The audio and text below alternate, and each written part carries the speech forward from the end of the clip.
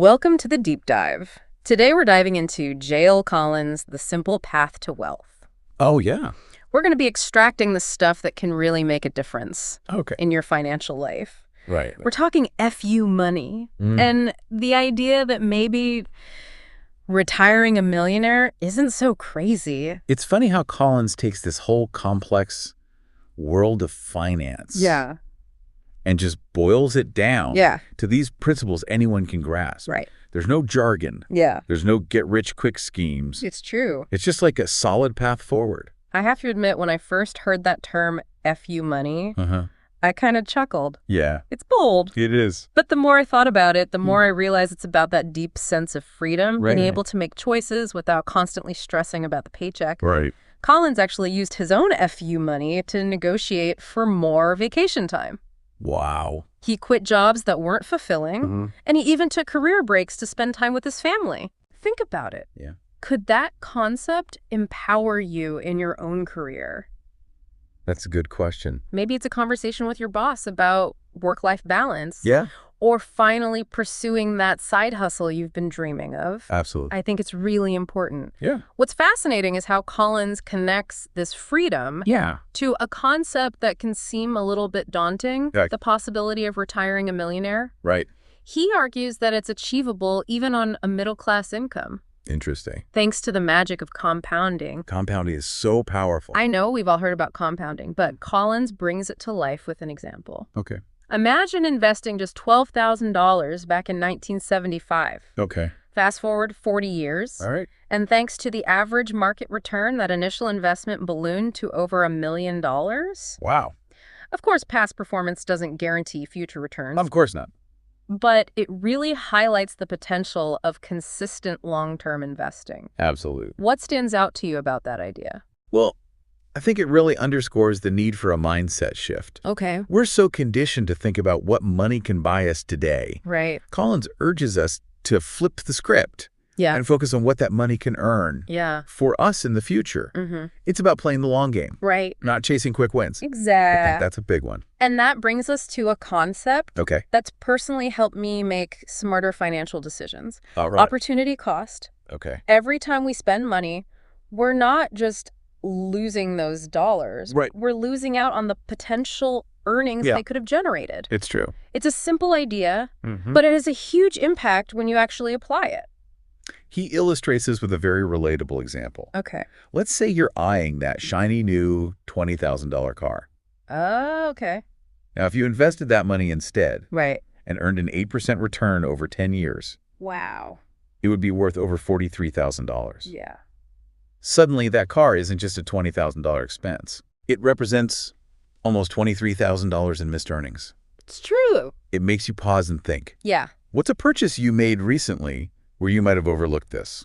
That's a great question for our listeners to ponder. For sure. To put this into action. Okay. Collins is a huge advocate for index funds. Right. Particularly the Vanguard Total Stock Market Index Fund, or VTSAX. VTSAX. Collins argues that index funds offer the best way for most people to harness the power of the market. Okay. They're broadly diversified, Yeah. meaning you're spreading your risk across a wide range of companies. I see. And since they're passively managed, the fees are significantly lower than actively managed funds. Makes sense. But wouldn't a savvy fund manager be able to outperform the market? That's the age-old debate, isn't it? Yeah. Collins dives into the research. Okay. And it turns out that very few actively managed funds actually beat the market consistently over the long term. That makes sense. A Vanguard study found that only 18% Wow. of actively managed funds Okay. outperformed the index over a 15-year period. That's pretty low. And that's before accounting for the higher fees they charge. Right. So you're essentially betting on the odds that you'll find that rare fund manager who can consistently beat the market year after year. It's unlikely. It is. So it's not just about picking the right investments, but also about avoiding those hefty fees that can eat away at your returns over time. Absolutely. Collins is all about simplicity and efficiency. Right. With index funds, you're riding the wave of the market's overall growth. Okay, so we've got a solid strategy for building wealth, but what about the inevitable ups and downs of the market? Yeah, that's the question. How does Collins approach risk? That's a good question. I think this is where it gets really interesting. Okay. He doesn't shy away from the fact that investing involves risk. Yeah. But he encourages us to reframe how we view it. Okay. He argues that market crashes and corrections are inevitable. They're part of the natural cycle. That makes sense. Think of it like weathering a storm. Yeah. You know storms are going to happen. Right. So you prepare for them. Right. And trust that calmer seas will return. It makes sense. Collins emphasizes that historically the market has always recovered from crashes. Yeah. In fact, despite the volatility, it's shown a consistent upward trend over time. It has. And he argues that by panicking and selling during downturns, investors lock in their losses. Right. And miss out on the eventual recovery. They do. It's like bailing out of a plane during turbulence. Yeah.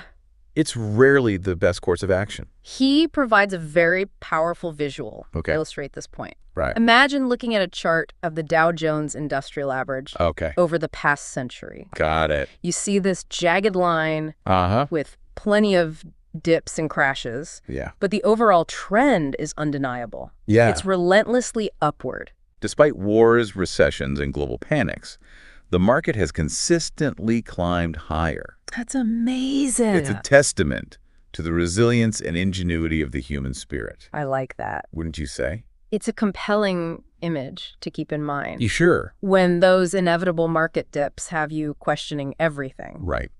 But it raises an interesting question. Okay. Collins argues that the market is self-cleansing, meaning companies that aren't performing well Right. eventually fade away, Okay. replaced by newer, more innovative companies. I see. But doesn't that also mean there will always be companies failing? Yeah. How can we as investors feel confident in such a dynamic system? That is a great question. And it gets to the heart of why Collins is such a strong proponent of index funds. That's something we can dive into a little bit later. Okay. Because I think it's important to understand how that all works. So before we went to, what was it? I don't even know. We were discussing the market being self-cleansing, constantly evolving Right. as companies rise and fall. Yeah, it's like a forest. You know, Okay. individual trees might wither and fall, Right. but the forest as a whole continues to thrive and expand. I like that. And I think that's the beauty of index funds. Okay. They capture this dynamic process Okay. by holding a broad swath of the market. As weaker companies are replaced by stronger ones. Right. The index itself continues to grow. So instead of trying to pick individual winners and losers, Exactly. we're essentially betting on the resilience of the market itself. Yeah, you're harnessing the collective power of thousands of companies, Wow. all striving to innovate and adapt. That's powerful. It is. Let's get practical. Okay. How can we actually put these principles into action? Well, Collins offers two specific portfolio recommendations. Okay. The wealth accumulation portfolio All right. and the wealth preservation portfolio. Okay, so two different types of portfolios. Yeah, he tailors these portfolios to different stages of life. Yep. The wealth accumulation portfolio is geared towards younger investors, Okay. those who are decades away from retirement Got it. and have a longer time horizon Makes sense. to ride out those market fluctuations. They can handle a bit more risk. Exactly. This portfolio recommends going all in on stocks, Wow. All in. specifically VTSAX. Okay. It's a bolder approach Right. with the potential for higher returns over time. But what about those of us who are a little closer to retirement? That's where the wealth preservation portfolio comes in. Okay. It's a more conservative approach, Got it. typically allocating 75% to stocks, VTSAX, Okay. and 25% to bonds, VBTLX. Okay. And bonds are generally less volatile than stocks. Yes, offering more stability as you approach retirement. So it's about finding that sweet spot between growth and security. And remember, you're not locked into a fixed allocation. Oh, You can adjust it based on your comfort level, Right. feeling more adventurous. Yeah. Tilt towards stocks, Okay. want more peace of mind. Mm. Increase the bond percentage. This is where I think Collins' approach really shines. Okay. It empowers you to make informed decisions Yes. that align with your individual circumstances. He goes beyond just investment strategy, too. Okay. He stresses the importance of maximizing tax-advantaged investment opportunities, Okay. like 401ks, 403bs, and IRAs. Yeah. It's essentially free money from the government. Free money. I like that. Who doesn't like free money? Now, Collins is known for being pretty outspoken about his distrust of traditional financial advisors. Yeah, he is. Isn't that a bit extreme? Well, Don't some people benefit from professional guidance? he's definitely skeptical of the industry. Okay. He highlights the potential for conflicts of interest Right. and criticizes the high fees that many advisors charge. Yeah. He suggests that their advice often benefits them more than the client. Right. He breaks down the various ways they're compensated, Okay. commissions, annual fees, hourly rates, and encourages readers to really understand how their advisor is getting paid. That makes sense. It's about transparency. Right. And ensuring those incentives align with your best interest. So it's not necessarily about avoiding advisors altogether, Right. but about being an informed consumer. Exactly. Knowledge is power. I like that. Collins believes that with a little effort and education, anyone can become a competent investor. That's a good point. You don't need a fancy advisor to build wealth. It's refreshing to hear that message of empowerment. It is. But investing can be an emotional roller coaster. Oh, absolutely. How does Collins address the psychological side of managing money? Well, that's where I think his insights go beyond just the typical financial advice. Okay. He acknowledges that investing is as much about managing our emotions as it is about picking the right stocks. Right. Fear and greed. Yeah. Those are the two drivers that often lead to bad investment decisions. It's true. You know, I love his analogy of the market being like a mug of beer. Okay. Okay, the beer analogy. Yeah, the beer represents the underlying value of the companies. Okay. While the foam on top Yeah. represents the market's short-term volatility and noise. Interesting. He argues that investors often get distracted by the foam, Right. panicking during downturns and chasing those short-term gains. It's like they want the foam. They want the foam, they don't want the beer. Wow. But he encourages us to focus on the beer, the long-term value, Right. rather than getting caught up in those daily fluctuations. Focus on the beer, not the foam? Exactly. I like that. It's a good one. So it's about having a clear investment philosophy, Yes. understanding your risk tolerance, and developing the mental discipline to stick to your plan, Absolutely. even when things get turbulent. That long-term perspective is crucial when it comes to retirement planning. Yeah, it's all about the long term. He even challenges the traditional 4% rule, Oh, yeah. which suggests you can safely withdraw 4% of your portfolio each year in retirement. That rule has always seemed a little bit simplistic to me. Yeah, he argues it's a good starting point, Okay. but it shouldn't be followed blindly. Oh, It's crucial to consider individual circumstances, spending habits, and risk tolerance. right. He shares practical strategies for drawing down savings in retirement, emphasizing flexibility and adaptability. So it's not just about reaching a magic number, Right. but about having a dynamic plan that can evolve as your needs change. Exactly. And that aligns with his overarching message Okay. of taking control, making informed decisions, Right. and being proactive in managing your wealth. That's good advice. Collins also delves into some of the deeper questions about our relationship with money. Okay. It's not just about accumulating wealth, Right. but about using it to create a life of purpose and meaning. Deeper questions. He encourages readers to think beyond just financial goals Okay. and ask themselves, what would you do with your time if you weren't tied to a job you didn't love? Oh, wow. What are your passions? Yeah. What impact would you make on the world? Those are powerful questions to consider.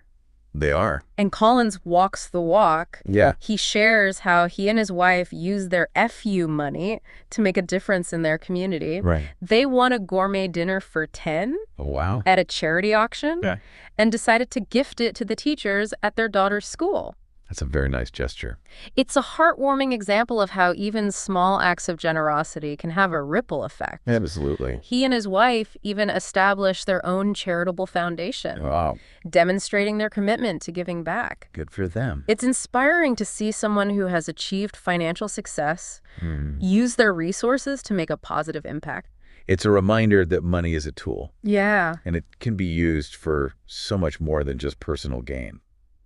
All right, so we're going to shift gears a little bit Okay. and unpack some of the key takeaways from The Simple Path to Wealth. Sounds good. We've been unpacking J.L. Collins' The Simple Path to Wealth. Yep. It's really challenged my thinking about money more than I expected. Interesting. It's not just about getting rich. It's about aligning your finances with the life you want to live. That's the heart of it. So let's distill some key takeaways. Okay. What are the big aha moments listeners can walk away with? Well, the first one is that shift from a consumer mindset to an investor mindset. Okay. Stop thinking about what your money can buy you today Right? and start thinking about what it can earn for you in the future. Got it. Embrace the power of compounding. Yeah. Let your money work for you. It's like planting a seed, Exactly. like letting it grow. To nurture that growth, Okay. Collins is a proponent of investing in low-cost index funds. Right. Like VTSAX. VTSAX. Don't get caught up in trying to time the market. Okay. Or pick individual stocks. Right. Stay the course even when the market gets bumpy. Yeah. Knowing that historically it's always recovered. That long-term perspective is so crucial. Another key takeaway is the importance of avoiding debt. Right. Debt is a wealth killer. It keeps you trapped. Yeah. In a cycle of financial stress. Collins urges us to be ruthless about paying down debt. And building a solid financial foundation. He also encourages readers to become informed investors and take control of their finances. Don't be afraid to challenge traditional financial advice. Right. And seek out resources that empower you to make your own decisions. There's a real sense of empowerment in his message. He believes that anyone can become a competent investor. That's a good message. With a little effort and education. It's true. You don't need a fancy advisor to build wealth. And finally, remember that money is a tool. Yeah. Use it to create a life of freedom, purpose, and impact. Collins inspires us to think beyond just personal gain. Right. And consider how we can use our resources to make a difference. He walks the walk. He does. Sharing his own experiences with charitable giving. Right. And encouraging readers to explore their own philanthropic endeavors. It's inspiring. So as we wrap up our deep dive into The Simple Path to Wealth, I'm left with this lingering question. Yeah. If you could achieve financial independence sooner than you thought possible, what would you do with your newfound freedom? That's a great question. How would you use your resources to create a life of meaning and impact? I hope those are the questions our listeners take away. Yeah, I think that's a great point to end on. It's not just about reaching a financial destination. Right. It's about designing a life that aligns with your values. Thanks for joining us on this deep dive. Absolutely. We hope you've gained some valuable insights from J.L. Collins's The Simple Path to Wealth. It's a great book. Now go out there and start building your own path to financial freedom.